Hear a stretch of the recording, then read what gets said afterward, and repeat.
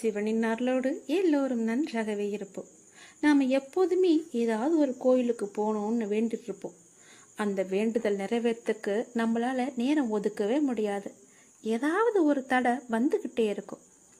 நீங்கள் நினைச்ச கோவிலுக்கு செல்ல முடியாம தொடர் தடைகள் வந்துக்கிட்டே இருந்தா இந்த தோஷம் கண்டிப்பாக இருக்குன்னு அர்த்தம். தவறையும் இந்த தவறை நீங்கள் செஞ்சிடாதீங்க. நாம் சில சமயங்களில் சில தெய்வங்களின் மீது நம்பிக்கை கொண்டு அந்த கோவிலுக்கு செல்லணும்னு என்ற வைராக்கியத்தோடு இருப்போம் இல்லையா? ஆனால் துரதிருஷ்டவசமாக அந்த கோவிலுக்கு புறப்படும் போதெல்லாம் ஏதாவது ஒரு தடையும் தடங்களும் வந்துக்கிட்டே இருக்கும். கடைசி வரை அந்த கோவிலுக்கு செல்ல முடியாமல் போடும். உதாரணத்துக்கு திருப்பதி செல்லணும்னு நினச்சிக்கிட்டு இருப்பாங்க. அங்கே போகவே முடியாத அளவுக்கு பல தடைகள் எல்லாம் வரும். இப்படி ஒவ்வொருவருக்கும் ஒவ்வொரு விதமான கோவிலுக்கு செல்ல முடியாமல் தொடர் தடைகள் வந்தால் அவங்களுக்கு இந்த தோஷம் இருப்பதுன்னு சாஸ்திரங்களே கூறுது. அது என்ன தோஷம் தானே கேட்குறீங்க? இந்த தோஷம் என்ன மாதிரியான விளைவுகள் எல்லாம் இது ஏற்படுத்து என்கிற ஒரு ஆன்மீக தகவலை பற்றி தான் இந்த பதிவில் நம்ம பார்க்க போகிறோம். இது நல்லா தெரிஞ்சுக்கோங்க. குல தெய்வ சாபம் இருப்பவர்களுக்கு கண்டிப்பாக எந்த கோவிலுக்கு நீங்கள் மனதார செல்ல நினைக்கின்றீர்களோ அந்த கோவிலுக்கு செல்ல முடியாதபடி பல தடங்கள் ஏற்படுவதாகவே சாஸ்திரங்கள் கூறுது. இந்த தடை ஏன் ஏற்படுது? இதனால் விளையக்கூடிய விளைவுகள் எல்லாம் என்னென்ன? எல்லோருக்குமே அவரவர்களின் குலதெய்வத்திற்கு என்று ஒரு தெய்வம் இருக்கும். அந்த தெய்வத்தை வணங்கி வழிபட்டு வருபவர்களுக்கு எந்த விதமான தடங்கல்கள் இருந்தாலும், துன்பங்கள் எல்லாம் துயரங்கள் எல்லாம் எப்படி ஏற்பட்டாலும் அது மழை போல வந்து பனி போல நீங்கிடுமா. ஆனால் பனி போல் இருக்கும் பிரச்சனையும் மழை போல வருவதற்கு இந்த தோஷம் இருப்பது தான் பெரிய காரணமாக இருக்கு.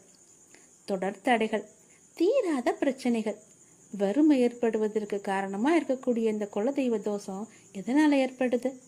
நீங்கள் உங்கள் குல தெய்வத்தை விடுத்து மற்ற இஷ்ட தெய்வங்களுக்கு முக்கியத்துவம் கொடுப்பதால தான் இந்த தோஷம் ஏற்படுவதா சாஸ்திரங்கள் கூறுது.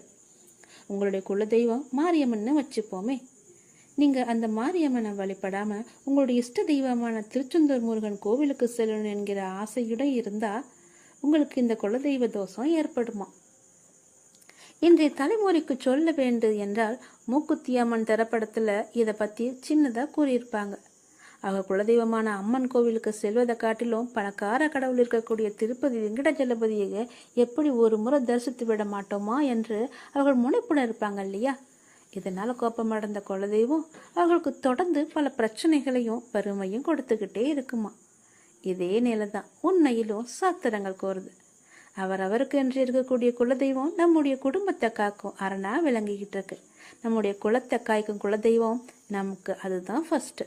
எனவே நம் குலதெய்வத்தை விடுத்து மற்ற தெய்வங்களுக்கு முக்கியத்துவம் கொடுப்பது அவ்வளவு நல்ல விஷயம் அல்ல. எல்லா கடவுளுக்கும் ஒரு சக்தி உண்டு. அதுபோல குலதெய்வத்திற்கும் நம் குலத்தை காக்கக்கூடிய அதி அற்புத சக்தி உண்டு என்பதால நம்முடைய பிரச்சனை எதுவாக இருந்தாலும் அது தீர்வதற்கு குலதெய்வம் ஒன்று மட்டுமே போதும். அது மட்டும்தான் முதல் கடவுளாக விளங்குது. எனவே குலதெய்வ வழிபாட்டை முடிச்சுட்டு இஷ்ட தெய்வ வழிபாட்டை நீங்கள் தொடர்வது தான் நல்லது. எங்கே போனாலுமே சரி, எப்படி போனாலும் எதற்காகவும் ஃபஸ்ட்டு குலதெய்வத்துக்குன்னு காசை எடுத்து வச்சுட்டு நீங்கள் கிளம்பி பாருங்கள். குலதெய்வத்தை கும்பிட்டுட்டு அதை திருநூறை எடுத்து பூசிட்டு போங்க பாருங்கள். அது நிச்சயம் நன்மையிலேயே நடக்கும். பத்திரமா சென்று வரவும் அது நமக்கு துணையாக இருக்கும். எனவே குலதெய்வ வழிபாட்டை முறையாக நம்ம செய்யணும். குலதெய்வ வழிபாட்டை தொடர்வது தான் நமக்கு சிறந்த ஒரு முறை. எந்த ஒரு காரணத்தை கொண்டும் குலதெய்வத்தை மறந்துட்டு இஷ்ட தெய்வத்திற்காக நீங்கள் முனைப்பு கட்டாதீங்க.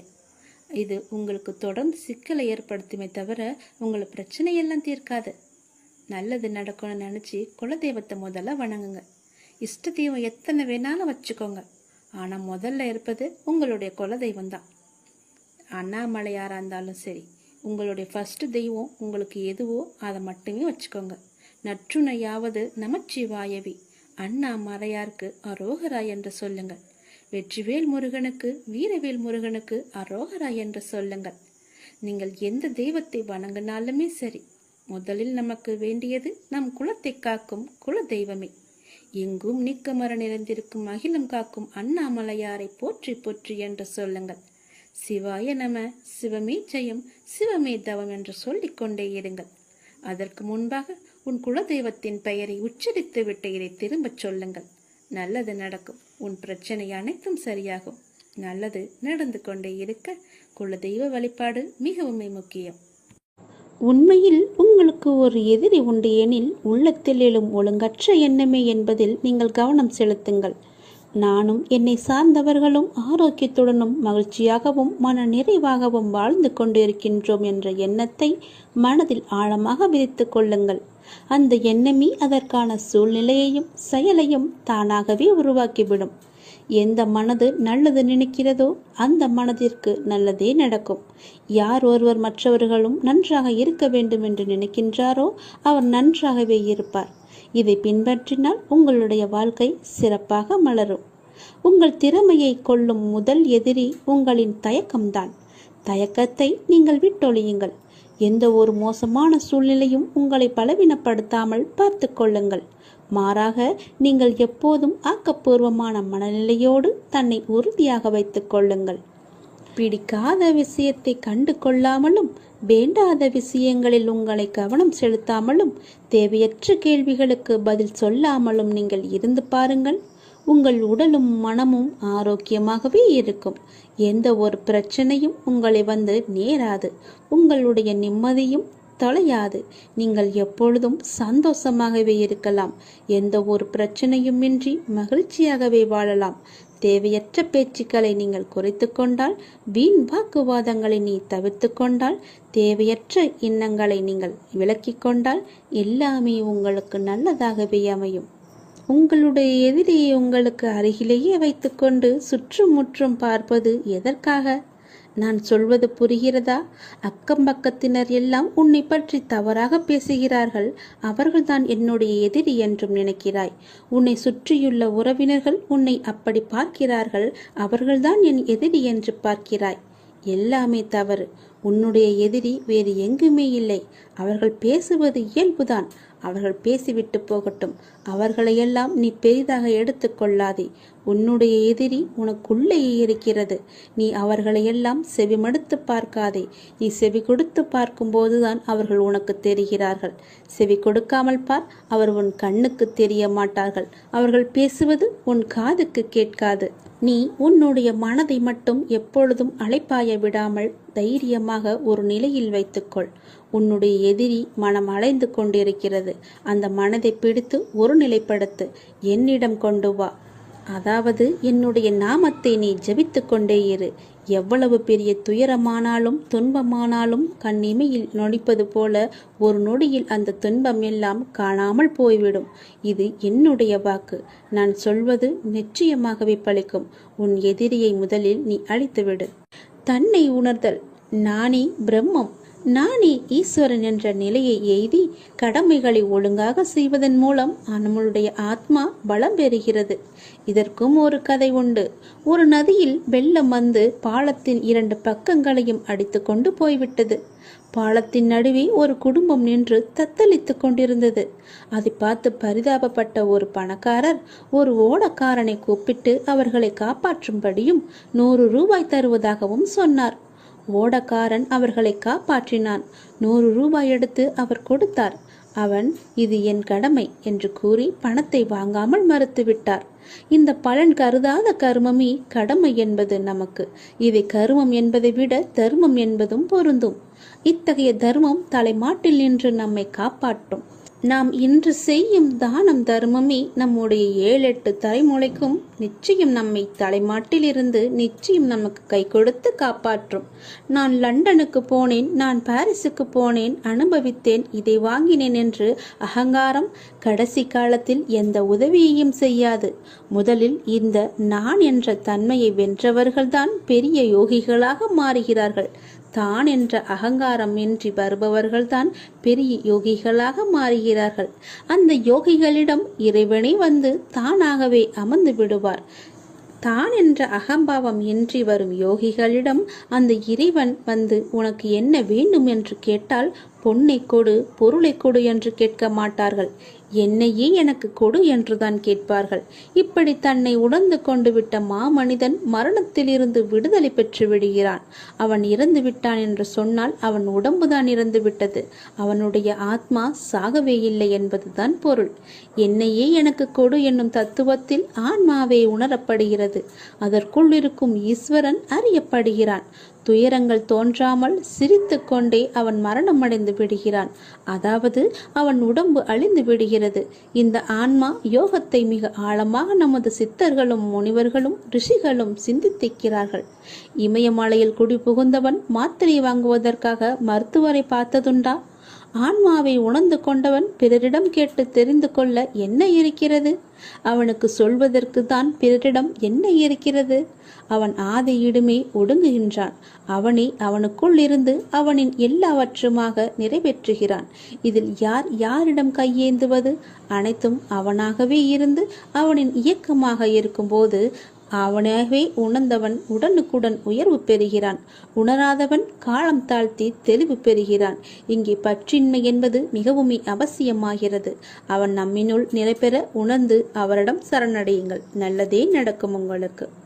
என்னை கீழே தள்ளி அள வைத்து வேடிக்கை பார்த்தவர்கள் மத்தியிலே என்னை உயர வைத்து தூக்கி அழகு பார்ப்பவர்தான் என்ன நம்பிக்கை வைத்திருக்கிறாய்.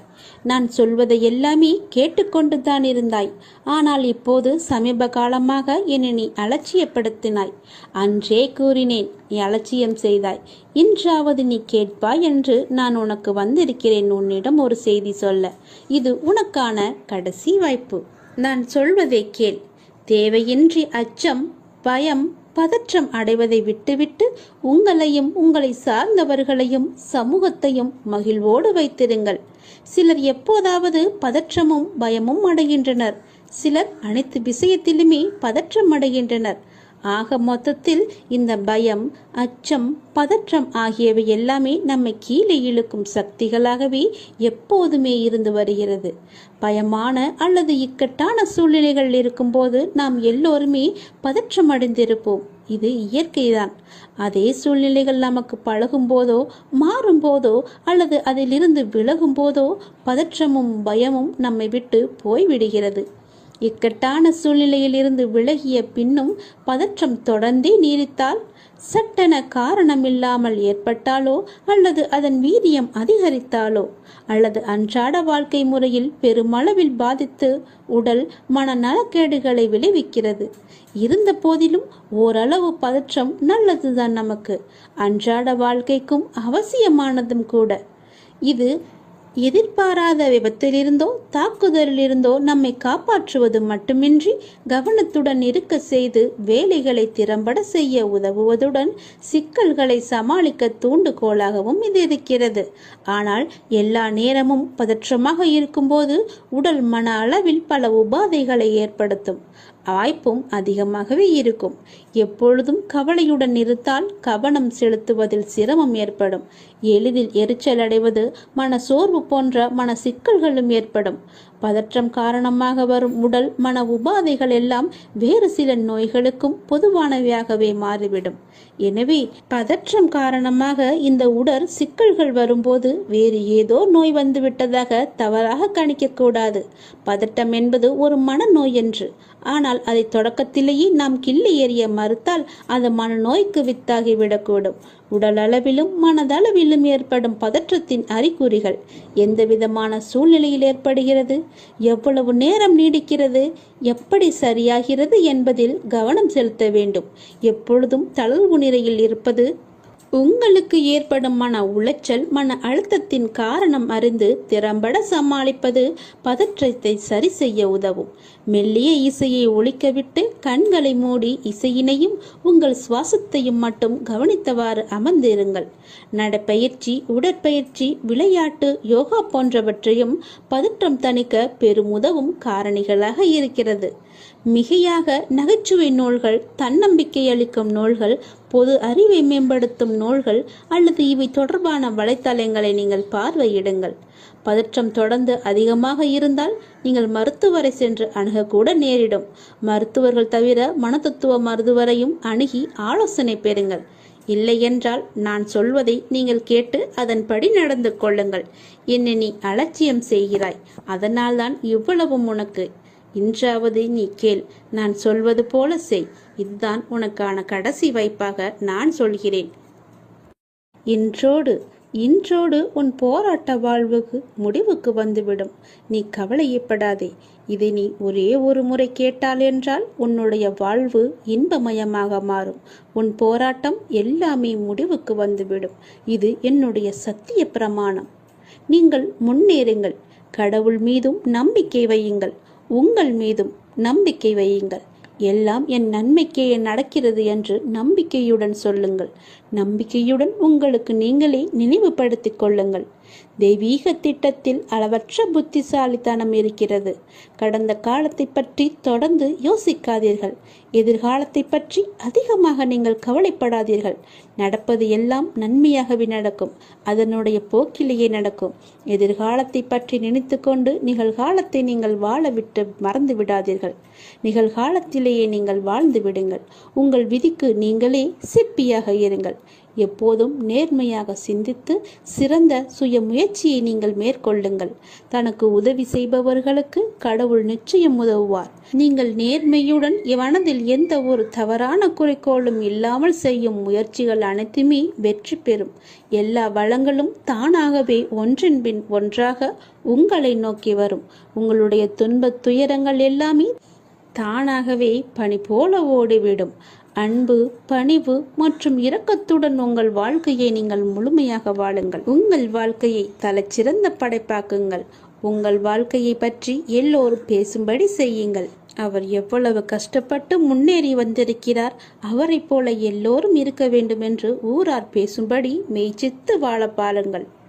நேர்மையுடன் நீங்கள் முயற்சி செய்யுங்கள். உங்களுடைய முயற்சி எல்லாமே தானாகவே வெற்றி பெறும். அந்த வெற்றியிலிருந்து தான் உன்னுடைய வாழ்வும் வளம் பெறும். உன்னுடைய வாழ்க்கையில் பல விதமான நல்ல நல்ல மாறுதல்கள் எல்லாம் ஏற்படும். பல விதங்களில் உனக்கு எல்லாமே நல்லதாகவே நடக்கும். பல வழிகளில் உனக்கு பணமும் கிடைக்கும். அந்த வெற்றியை நோக்கி நீ சென்று கொண்டே இரு. நீ மற்றவர்களுக்கு உன்னால் முடிந்த தான தர்மங்களை செய்யும் போது கடவுள் உன்னுடனேயே தானாக வந்து விடுவார். யாரும் கேட்காத போது நீயாக சென்று உதவு. அவரின் கஷ்டம் அறிந்து அவருக்கு நீ உதவிப்பார். கடவுள் உன் கஷ்டம் அறிந்து உனக்கு உதவ முன்னோக்கி வருவார். அவரே எல்லா பிரச்சனையையும் தீர்த்து வைப்பார். உன்னால் முடிந்த உதவியை மட்டும் எல்லோருக்கும் செய்துவிடு. இன்றோடு உன் போராட்ட வாழ்வு எல்லாமே ஒரு முடிவுக்கு வரும் என்று சொன்னேன் அல்லவா? அது சத்தியமாகவே நடக்கும். என் மீது சத்தியமாகவே நடக்கும். இதை நீ ஒரு முறை கேட்டு அதன்படி நடந்து கொள். எல்லாமே உனக்காக சொல்லப்பட்டது. உன்னுடைய பிரச்சனைக்காக, தீர்வுக்காக சொல்லப்பட்டது. இதை நீ செய், நல்லது நடக்கும். ஆர்வமும் சிந்தையும் உள்ள பக்தர்களின் விருத்தியில் நான் இருந்து கொண்டே அவர்களின் தொன்று தொட்டு இருக்கும் அடர்ந்த அஞ்ஞானமாகிய இருளை என்னுடைய கருணையினால் மிக்க ஒளியுடன் விளங்கும் விவேகம் என்னும் ஞான தீபத்தினால் முற்றும் நாசமடையும்படி நான் செய்வேன் என்று நீ உணர்ந்து கொள். நல்லது ஒன்றை அடைய வேண்டுமென்ற சிரத்தை ஒருவனுக்கு இருந்தாலே அவனிடம் இறைவன் குடிக்கொண்டிருக்கிறான் என்று பொருள். இல்லையென்றால் அவனுக்கு மேற்கொண்டு என்ன செய்ய வேண்டும் என்பது கூட தோன்றாமல் இருக்கலாம். ஆதலால் நாம் செய்யும் ஒவ்வொரு செயலின் பின்னணியிலும் இறைவன் இருக்கிறான் என்று நம்புபவனுக்கே பிரபஞ்சமும் அதன் இயக்கங்களும் ஒவ்வொன்றாக புரிய வரும். அது மட்டுமல்லாது அண்டத்தில் உள்ளதுதான் பிண்டமாகிய நம்முள்ளும் இருக்கிறது என்ற இறுதி உண்மையும் உனக்கு தெரிய வரும். செய்யும் தொழிலே தெய்வம் என்று அப்படி செயல்புரிபவனுக்கு தொன்று தொட்டு விளங்கும் அறியாமை என்னும் இருளை போக்கி ஞானத்தை நான் வழிய வந்து தந்து விடுவேன் என்று பகவான் கிருஷ்ணன் நமக்கு உத்தரவாதம் தந்திருக்கிறார். அந்த ஞானம் அடைந்தவனுக்கு வேறு எந்த பாதையிலும் செல்வதற்கு தோன்றாது. அவருடைய பாதத்தையே அவர் பிடித்து கொள்வார்கள். தன்னுடைய மனப்போக்கை மாற்றுவதால் தன்னுடைய வாழ்க்கையை மாற்ற முடியும் என்று கண்டுபிடிப்புதான் என் தலைமுறையின் மாபெரும் கண்டுபிடிப்பும். எதிர்த்து சண்டையிடுவதற்கு அதிக புத்திசாலித்தனம் தேவையில்லை. புரிந்து கொண்டு விட்டு கொடுப்பதற்கு தான் அதிக புத்திசாலித்தனம் தேவைப்படுகிறது. அனுசரித்து போவதும் அமைதியாக இருப்பதும் மனித வாழ்க்கையின் நிம்மதிக்கான முக்கியமான மந்திரம். நெற்றியை காயப்படுத்துவதை விட முதுகை வளைத்துச் செல்வது எவ்வளவு நல்லது. பேசுவது திறமையல்ல, தனது பேச்சால் யாருக்கும் எந்த பாதிப்பும் வராமல் பேசுவதே திறமை. கோபத்தில் ஒரு முறை விட்ட வார்த்தைகளை மறுமுறை சரி செய்ய முடியாது. அப்படி முயன்றால் அது ஓட்டையான குடத்தில் தண்ணீர் நிரப்புவதற்கு சமம். நல்ல புரிதல் உள்ளவர்களுக்கு சொல்ல தேவையில்லை, புரியாதவர்களுக்கு எவ்வளவு சொல்லியும் பயனில்லை. ஒரு இடத்தில் எப்படி பேச வேண்டும் என்று கற்றுத்தர நிறைய பேர் இருக்கிறார்கள். ஏன் பேசாமல் இருக்க வேண்டும் என்று கற்றுத்தர வாழ்க்கை மட்டுமே நமக்கு இருக்கின்றது. நல்லதை கூட சில இடங்களில் பேசாமல் இருப்பதே நமக்கு நல்லதுதானே. காரணமின்றி ஒருவன் உங்களை அவமானப்படுத்துகிறான் என்றால் உங்கள் பாவத்தை அவர்கள் மொத்தமாக குத்தகை எடுப்பதற்கு நிகர். உமக்கு சுபிட்சம் கிடைக்கப் போகிறது என்ற அர்த்தம். அவர்களுக்கு பெரும் கேடு கிடைக்கப் போகிறது என்று நீ புரிந்து கொள். அவர்கள் உன்னை அவமானப்படுத்தினால் சந்தோஷமாகவே அதை எடுத்துக்கொள். அவர்களுக்கு கெட்ட காலம் ஆரம்பித்து விட்டது என்று நீ புரிந்து கொள். உங்களை எவர் புரிந்து கொள்ளாவிட்டாலும் பரவாயில்லை. உங்கள் வழிகளில் நீங்கள் உண்மையாக இருங்கள். எந்த துயர் வந்தாலும் அத்துயரை போக்கி புத்துயிர் அருளும் இறைவன் உங்களோடு எப்போதுமே இருக்கிறார். ஆகவே நீங்கள் எதற்குமே பயம் கொள்ளாதீர்கள். மழையளவு துயர் வந்தாலும் மாமருந்தாய் காத்து நிற்பவன் இறைவன் ஒருவனே என்பதை நீங்கள் உணர்ந்து அவரிடம் நம்பிக்கை கொள்ளுங்கள். அவரே எல்லாவற்றையுமே பார்த்து கொள்வார். மிக பெரிய ஆபத்திலிருந்து உன்னை காப்பதற்காகத்தான் இவற்றை எல்லாமே நான் சொல்கிறேன். நான் சொல்வது உன்னுடைய நலனுக்காக. நான் சொல்வதை தவறாமல் கேட்டு அதன்படி நடத்துக்கொள்.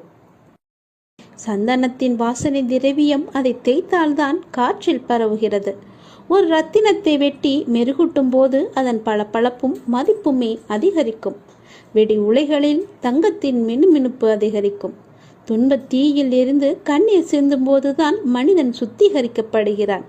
உண்மையில் கண்ணீர் உருகிய மென்மையான இதயத்தை குறிக்கிறது. கடவுளின் முன்னிலையில் ஆனந்த கண்ணீர் வருகிறது. கடவுள் அமைதியாக இருந்தால் வருந்துதல், குற்ற உணர்வு மற்றும் வலி ஆகியவற்றால் நமக்கு கண்ணீர் வழிகிறது.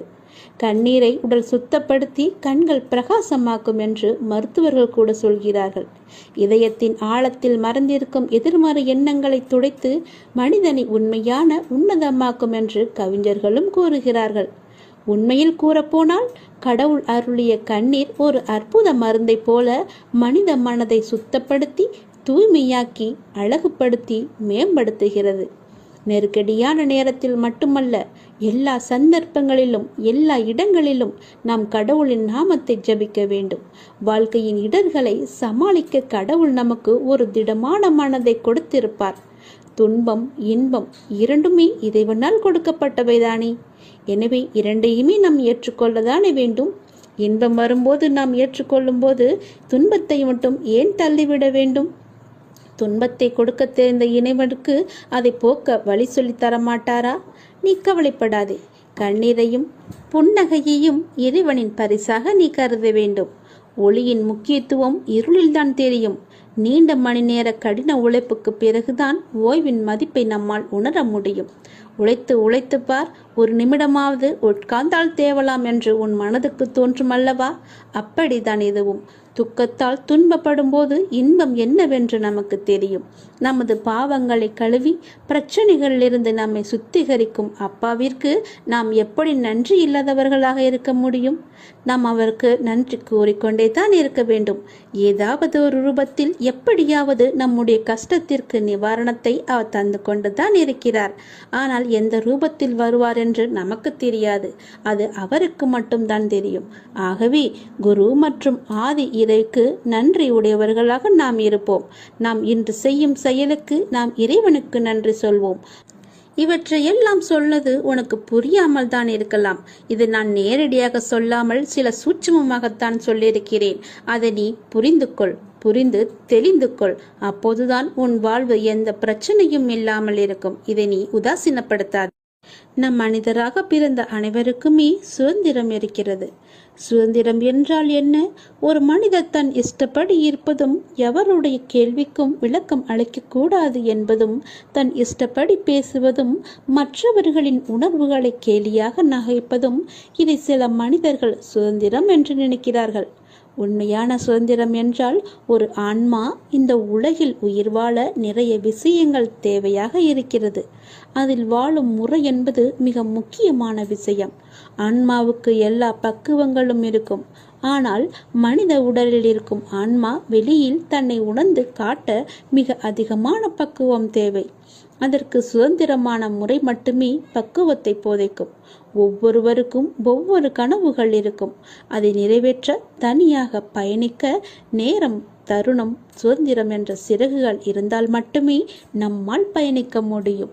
ஒரு குழந்தையாய் ஒரு ஆன்மா இருக்கும்போது, அது எழுந்து நடக்க பயிலும் போது பெற்றோர்கள் சொல்லிக் கொடுக்கிறார்கள். அந்த குழந்தை தன் கால்களால் முயன்று நடக்கும். அப்போது குழந்தை நடக்கட்டும் என்ற சுதந்திரத்தை கொடுப்பார்கள். அப்போது தன்னால் முயன்று எழுந்து நடக்க முடியும் என்ற எண்ணத்தில் நாளடைவில் அது இன்னும் அதிகமாக வேண்டும் என்று எண்ணுவார்கள். இதை வாங்கி தருகிறேன், அதை வாங்கி தருகிறேன் என்று கூறுவதை காட்டிலும் உன் சொந்த கால்களில் நின்று நிறைவேற்று என்று சொல்லுங்கள். உனக்கான சுதந்திரமாகவும் உனக்கான வழிகாட்டியாகவும் வருவேன் என்று எடுத்துக்காட்டாய் விளங்கும் தருணம் அது. அந்த ஆன்மா தன் சிறகுகள் மூலம் பறந்து தனக்கென்று உருவாகும் வழிகளை பார்க்கும். அப்போது நிறைய சஞ்சலங்களும் எதிர்மறை எண்ணங்களும் தோன்றும். அப்போது கலங்கரை விளக்கமாயிருக்க சில பக்குவப்பட்ட ஆன்மாக்கள் உங்களுக்கு வழிகாட்டுதல் வேண்டும். அப்படி ஒரு சமயத்தில் நீ என்னை சந்தித்தாய். ஆனால் நான் உன்னை சந்தித்து பல ஜென்மங்களாக உனக்கான தருணம் வரும் வரை உன்னிடத்தில் நான் அமைதியாக இருந்தேன். உனக்கே தெரியாமல் உனக்கென்ற ஒரு நேரமும் வந்தது. என் உயிர் குழந்தையாய் என்றுமே நீ இருந்து கொண்டே இருக்கிறாய். நீ படகில் பயணிக்கும் கடலில் என் பாதுகாப்புடன் செல்கிறாய். உனக்கென்ற சுதந்திரம், உனக்கான கனவு. அதில் உன்னை நேர்மறை சாயலில் பிரதிபலிக்கச் செய்வேன். வெற்றி என்ற ராஜ சிம்மாசனத்தில் உன் சிறகுகளை உடைத்தவர்கள் முன்னிலையில் உயர்ந்து நீ நிற்பாய். இது என்னுடைய சத்திய வாக்கு. நான் உன்னை சோதித்து பார்த்தேன். உன்னுடைய அன்பை சோதித்து பார்த்தேன். உன் பக்தியை சோதித்து பார்த்தேன். உன்னுடைய நம்பிக்கையை சோதித்து பார்த்தேன். உன்னுடைய பலம் எது, பலவீனம் எது என்ற விசுவாசத்தையும் நான் சோதித்து பார்த்தேன். உன் அன்பின் ஆழத்தை நான் புரிந்து கொண்டேன். உன் பக்தியின் தூய்மையை நான் புரிந்து கொண்டேன். உன்னுடைய பலம் மற்றும் விசுவாசத்தையும் எவ்வளவு உன்னதமானது என்பதையும் நான் அறிந்து கொண்டேன். எதற்குமே அஞ்சாதே, உன்னோடு நான் இருக்கிறேன். எல்லாமே நலம் பெறும். நாம் கடவுளிடம் எது வேண்டுமானாலும் அவர் அமைதியாக இருப்பதற்கு காரணம் இருக்கும். நீங்கள் கடவுளிடம் பேசுவதை மட்டும் நிறுத்தி விடாதீர்கள். இறைவனிடம் நீங்கள் பேசுங்கள். இறைவனிடம் பேசும் வார்த்தைகள் மிகவுமே வலிமையானவை. இறைவனிடம் திரும்ப திரும்ப ஒரு விஷயத்தையே சொல்லும்போது அது கண்டிப்பாக நிறைவேறியே தீரும். இறைவனிடம் நீங்கள் கேட்கும் ஒவ்வொன்றையும் அவர்கள் கவனித்துக் கொண்டுதான் இருக்கிறார். உங்கள் பிரார்த்தனைகள் கண்டிப்பாக ஒரு நாள் நிறைவேற்றப்படும். அவருடன் பேசுவதை மட்டும் நிறுத்தி விடாதீர்கள். ஒரு விஷயம் நமக்கு நடக்க வேண்டும் என்றால் இறைவனிடம் முறையிட்டு கொண்டே இருங்கள். இது நடந்தே ஆக வேண்டும், இதை சரி செய்யுங்கள் அப்பா என்று சொல்லிக் கொண்டே இருங்கள். நிச்சயமாகவே அவர் உங்கள் பிரார்த்தனையை நிறைவேற்றி தருவார். நம்பிக்கையோடு இருங்கள். அவர் தருவார் என்ற நம்பிக்கையோடு இருங்கள். நம்பிக்கை இருந்தால் அந்த வானமும் நமக்கு வசப்படும். இந்த பிரபஞ்சத்தையே ஆளும் மிகப்பெரிய சக்தி உங்களது தேவைகளையும் கண்டிப்பாக நிறைவேற்றும். இறைவனால் நிறைவேற்ற முடியாத அளவிற்கு பெரிய பிரார்த்தனைகள் எதுவுமே கிடையாது. அவர்தான் அந்த பிரச்சனையை உருவாக்கியவர். உருவாக்கியவருக்கு பிரச்சனையை தீர்க்க தெரியாதா? உங்களுக்கு தேவையானதை கண்டிப்பாக அவர் வழங்கிக் கொண்டே இருப்பார். அதை யாராலும் தடுக்க முடியாது. இதுவரை இறைவன் கொடுத்ததற்கு இனி கொடுக்க போவதற்கும் என அனைத்துக்குமே நீங்கள் நன்றி சொல்ல வேண்டும். நன்றி சொல்ல மறவாதீர்கள். உங்களை கைப்பிடித்து வழி நடத்தி கொண்டிருக்கும் சக்தியை முழுமையாக நம்புங்கள். நீங்கள் யார் மீது ஒருவர் மீது நம்பிக்கை வைத்திருக்கிறீர்களோ அது முழுமையான தூய மனதுடன் கூடிய நம்பிக்கையாக இருக்க வேண்டும். எது செய்தாலும் அசைக்க முடியாத நம்பிக்கையாக இருக்க வேண்டும். அப்போதுதான் அவருடைய முழுமையான லீலைகள் நமக்கு தெரிய வரும். என்றுமே அது உங்களை கைவிடாது. உங்களுக்கு வேண்டியது அனைத்தும் வாரி வழங்கும். உங்களுக்கு வேண்டிய அனைத்தையும் பெற்று நீங்களும் உங்களை சார்ந்த அனைவரும் மகிழ்ச்சியோடு வாழ்வீர்கள். அதற்கு அவரே துணையாகவும் இருப்பார். நீங்கள் செய்ய வேண்டியது எல்லாம் அவரிடம் நீங்கள் தினமும் பேசிக்கொண்டே இருப்பது மட்டும்தான். என்ன அப்பா, எப்படி இருக்கிறீர்கள் என்று ஆரம்பித்து எல்லாவற்றையுமே பேசுங்கள். எல்லாவற்றிற்கும் அவர் நிச்சயம் பதில் தருவார். ஆனால் அந்த பதிலுக்கு நீங்கள் கொஞ்சம் காலம் காத்திருக்க வேண்டும். உடனடியாக நடக்க வேண்டும் என்றால் அது நடக்காது. சிறிது காலம் பொறுமையாகத்தான் இருக்க வேண்டும். இப்போது நீங்கள் செய்ய வேண்டிய மிக முக்கியமான காரியம் என்னவென்றால், உங்களுக்கான காரியங்கள் நிறைவேறப் போகும் இந்த நாட்களில் மிக பொறுமையாக இருப்பதுதான். நீங்கள் பொறுமையுடனும் நம்பிக்கையுடன் இருப்பதுதான் அவருக்கு நீங்கள் செய்யும் வழிபாடு, தொண்டு என்று கூட வைத்துக் கொள்ளலாம். அவர் உங்களிடம் வேறு எதுவுமே கேட்கவில்லை. நான் உங்களுக்கு செய்து தருகிறேன், அதற்கு பதிலாக நீங்கள் என் மீது நம்பிக்கையும் பொறுமையாக இருங்கள் என்று சொல்கிறார்.